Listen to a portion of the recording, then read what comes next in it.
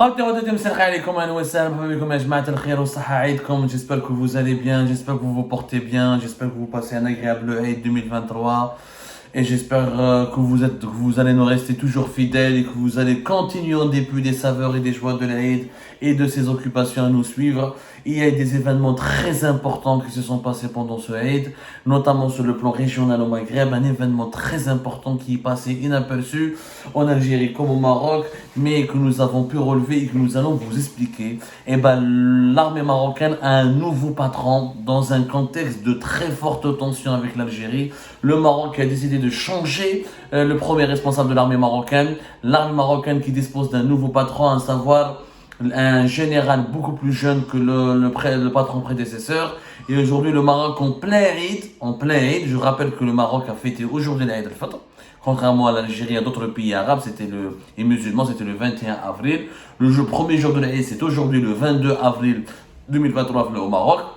D'ailleurs, je profite de cette occasion pour souhaiter un joyeux Eid à nos frères et sœurs marocains, nos frères marocains et nos sœurs marocaines, à nos compatriotes, parce que moi j'estime que nous sommes le même pays, que nous sommes dans la même région, et je resterai toujours attaché à la paix entre les deux pays, à la paix régionale, et je continuerai à militer pour un rapprochement algéro-marocain, quoi que cela puisse me coûter, et je crois à la paix, à la fusion, à l'intégrité du Maghreb.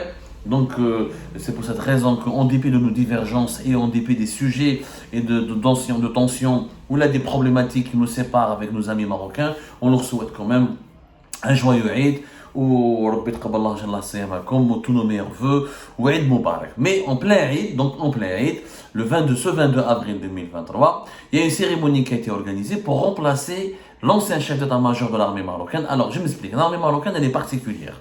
Elle est très peu connue. On parle beaucoup de l'Algérie, des généraux algériens. On parle très très peu de l'armée marocaine et de ses généraux, pour une raison que vous pouvez comprendre, parce que l'Algérie est un système où l'armée, qu'on présente comme étant un système militaire et sécuritaire, où l'armée a une place politique très importante. Au Maroc, l'armée a une place politique importante, mais elle est dans l'ombre, elle évolue dans l'ombre du roi. Et au Maroc, c'est le roi qui est le chef suprême et le chef d'état-major de l'armée. En Algérie, le président de la République, il est commandant suprême des armées, mais ministre de la Défense. Mais il n'est pas chef d'état-major. Au Maroc, non, le roi, il est commandant des forces suprêmes et chef d'état-major. Mais réellement, c'est un poste symbolique. Réellement, le véritable chef d'état-major, le chef d'état-major des armées, c'est pratiquement le patron de l'armée. Le chef d'état-major de l'armée, c'est au Maroc un poste qu'on appelle l'inspecteur général. L'inspecteur général des forces armées royales. Les phares. L'inspecteur général, c'est lui réellement qui accomplit les missions du chef d'état-major, qui symboliquement occupe le roi, avec les relations entre la monarchie et l'armée sont très compliquées au Maroc. À un moment donné de l'histoire marocaine récente, il y a eu des tentatives de renversement du roi Hassan II des années 70 avec le général Oufkir. Il y avait une tentative aussi que l'armée prenne le pouvoir au-dessus de la monarchie, ça n'a pas réussi. Donc comme les relations étaient historiquement un petit peu compliquées à un moment donné de l'histoire, le roi au Maroc reste le chef d'état-major. Après, la monarchie a pu exister, elle a pu s'imposer, et l'armée et la monarchie ont pu coexister de façon harmonieuse grâce à cette organisation-là. On va dire au Maroc, c'est très spécifique. Donc c'est l'inspecteur général. Avant, il y avait un fameux général Marouf, que les Algériens connaissent, le général de corps d'armée Belkhir Farouk, qui était ancien commandant de la zone sud. Au Maroc, la région la plus importante militaire, c'est la région sud. Pour des raisons que vous pouvez comprendre, c'est le sud, le Sahara, que le Maroc considère comme un Sahara marocain, que l'Algérie, le Polisario considère comme le Sahara occidental, et que l'ONU classe comme étant encore un territoire pas encore entièrement autonome et pas encore à décoloniser. Donc le commandant de la région sud, qui est le général de corps d'armée Farouk Belkhir, qui a dirigé l'armée algérienne, l'armée marocaine ces dernières années. Farouk Belkhir, il a été nommé en plus récemment. Mais si je ne me trompe pas, Farouk Belkhir, c'était en 2021, si je ne me trompe pas. Laissez-moi juste corriger, vérifier. Voilà, c'était en septembre 2021. C'était lui-même qui a été promu chef d'état-major de l'armée marocaine, sa qualité, encore une fois, d'inspecteur général des forces armées royales du Maroc. C'était le 15 septembre 2021. L'Eid, on l'a vu sur une chaise roulante. C'est une image forte parce qu'il a, d'après mes informations que j'ai pu obtenir auprès de mes sources marocaines, vous savez, Algérie part, on va lancer bientôt Maroc part. On va se spécialiser parce que les relations algéro-marocaines sont devenues des relations très compliquées c'est devenu un sujet d'enjeu majeur pour le Maghreb, c'est devenu un dossier d'actualité très important pour les deux peuples. Et comme l'avenir du Maghreb dépend aujourd'hui de l'issue des tensions algéro-marocaines actuelles, on s'intéresse beaucoup au Maroc. Donc on a quelques sources marocaines, on a quelques amis au Maroc qui nous renseignent, comme ça. Donc il faut savoir que c'est une image. Général Adafel Belkhir avait un cancer qui a beaucoup progressé et qui l'a rendu pratiquement une personne infirme, handicapée. Et maintenant, il utilisait depuis apparemment plusieurs semaines une chaise roulante. Donc, il est apparu sur une chaise roulante où il a été honoré par le roi du Maroc, Mohamed VI. Il lui a décerné une décoration, il a décoré, il lui a décerné une médaille pour le remercier ça s'appelle le grand cordon de Wissam El-Arch, en considération de sa carrière professionnelle distinguée et des services louables qu'il a rendus au service du trône et de la patrie. C'est un communiqué officiel de la maison royale marocaine qui a confirmé donc cette information, qui a été organisée en plein Eid, le 22 avril 2023, premier jour de l'Eid al-Fitr au Maroc. Et pendant cette occasion, le remerciement le remerciement a été remplacé, donc officiellement. Le général de corps d'armée Farouk Belkhir n'est plus officiellement le nouveau patron, n'est plus officiellement le patron de l'armée marocaine.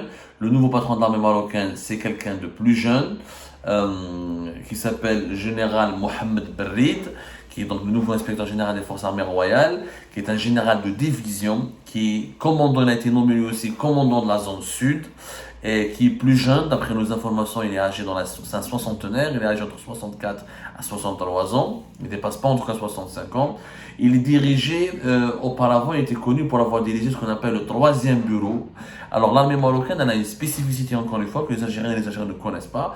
Au Maroc, il y a 5 bureaux. L'armée est composée de 5 bureaux. Un de les bureaux, les 5 sont reliés au service de la sécurité militaire.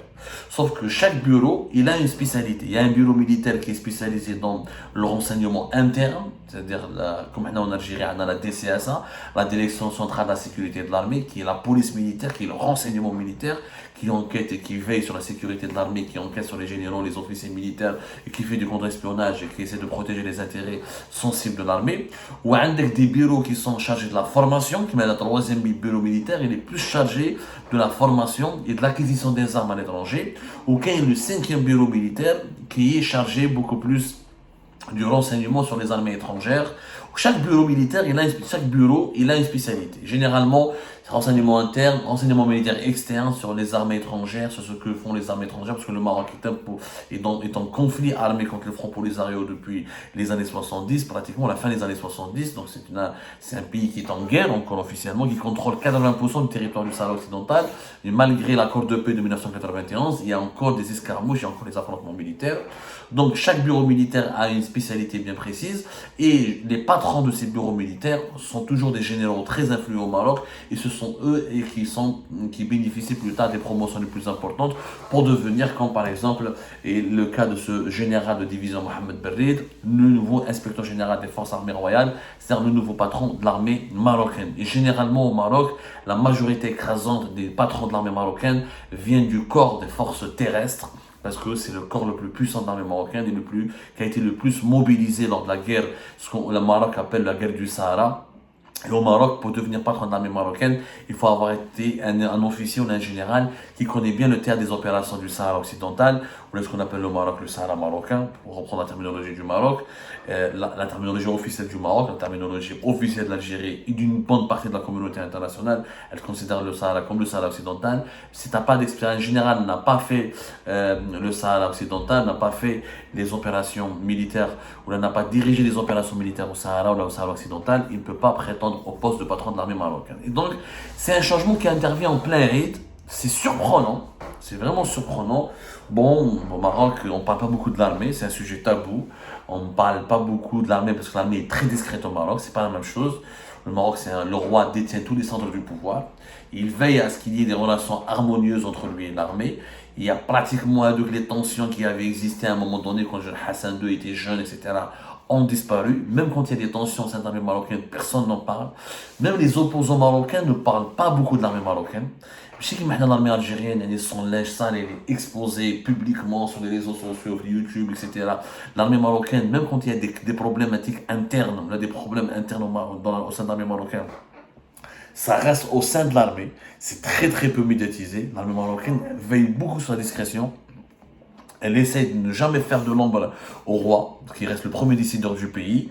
Et il y a des scandales, bien sûr. Le Maroc n'est pas tout miel de sucre, c'est pas la Suisse, c'est pas la Suède, hein. C'est pas un pays parfait. Il y a des scandales, il y a des anomalies, il y a des irrégularités, etc. Mais ce qui est bien au Maroc, c'est que le linge sale se lave en famille. Là, en Algérie, le linge sale se lave en plein sur la scène internationale. Les généraux algériens sont connus dans le monde entier. تلقى مسكين واحد من المكسيك يقول لك vous avez le général Nazar, vous avez le général Toufik, روح انت وسمي un général marocain. Ils ne sont pas connus. Donc la presse marocaine, bien sûr, vous allez me dire que oui, la presse marocaine est plus domestiquée, moins libre que la presse algérienne durant l'époque Bouteflika, mais ce n'est pas le cas aujourd'hui. Aujourd'hui, l'Algérie est une dictature encore plus fermée. Il y a beaucoup moins de liberté de la presse en Algérie que par rapport au Maroc. L'avance qu'avait l'Algérie par rapport au Maroc concernant la liberté de la presse n'existe plus. L'Algérie était un modèle par rapport au Maroc les années Bouteflika concernant la liberté des caricaturistes, la liberté des éditorialistes. On pouvait faire de l'investigation, comme moi, j'ai créé Algérie partout en Algérie. Malheureusement, tout ça, c'est qu'un souvenir lointain. Depuis 2020 jusqu'à 2023, l'Algérie est devenue une Corée du Nord, une prison à ciel ouvert. Il y a plus de journalistes en prison en Algérie qu'au Maroc, je le rappelle. Et pratiquement autant, si ce n'est pas plus, de détenus politiques en Algérie au Maroc. La question des détenus politiques au Maroc, elle est difficile à déterminer. Il y avait les anciens du mouvement du Elif, Al-Husseymiyya, qui récemment ont été emprisonnés depuis 2018. 2018-2017, le mouvement Al-Husseymiyya. Le mouvement 2017, voilà, 2017, avec des manifestations qui ont éclaté partout Al-Husseymiyya, qui est le cœur du pays berbère du Maroc, avec des leaders qui menacent Zefzefi, qui a été arrêté, emprisonné, etc. Il y a un certain nombre de détenus politiques. Certaines organisations non gouvernementales estiment qu'il y a des centaines de détenus politiques au Maroc. C'est fort possible. Encore une fois, le Maroc n'est pas le paradis. L'Algérie n'est pas l'enfer absolu. Les deux pays, malheureusement, sur le plan de la répression des libertés fondamentales et publiques et des droits civiques, se ressemblent, même si au Maroc, il est plus stable et le Maroc paraît plus doux parce qu'il n'y a pas de guerre de clans au sein du régime marocain comme au sein du régime algérien.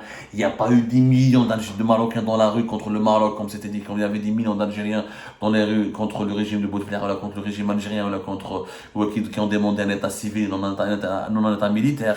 Les problèmes au Maroc sont différents, mais paraissent moins intenses, moins compliqués, moins complexes, parce qu'au Maroc, il y a une certaine stabilité qui a été instaurée avec une certaine ouverture du pays sur le reste du monde, mais ça n'empêche que, bien sûr, il y a des imperfections et des dérapages de temps à autre et des dérives, et il y a aussi des prisonniers politiques au Maroc, comme dans beaucoup de pays arabes et dans beaucoup de pays africains. Donc voilà, pour vous dire, je me trouve le Abdou Samad idéalise le Maroc au détriment de l'Algérie, c'est pas le cas, je reste lucide. Mais le plus important, cette nomination d'un nouveau patron de l'armée marocaine, elle est inquiétante. Elle était attendue parce que Farouk Belkhi était malade, cancer, il était en train de se soigner, il devait partir.